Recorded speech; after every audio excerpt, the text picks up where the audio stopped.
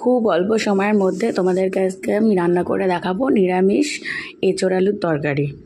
আমি ভালো করে এঁচোড়গুলোকে ধুয়ে নিয়ে পরিষ্কার করে গরম জলের মধ্যে একটু হলুদ দিয়ে সেদ্ধ করে নিচ্ছি। ভালো করে সেদ্ধ করে নিয়ে জলটা ফেলে দেবো।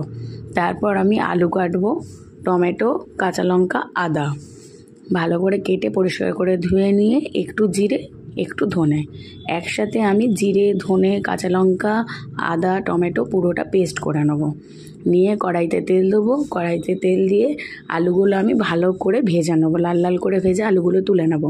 তুলে নিয়ে আমি কড়ার মধ্যে ফোড়নে দেবো গোটা তোমার শুকনো লঙ্কা আর তেজপাতা দিয়ে যে পেস্টটা আমি বানিয়ে রেখেছিলাম মশলাটা, সেই পেস্টটা পুরো ওর মধ্যে ঢেলে দেবো।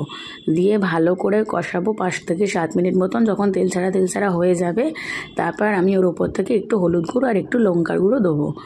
দেওয়ার পরে ভালো করে কষিয়ে নিয়ে আলুটা আর এঁচোড়টা দিয়ে দেবো।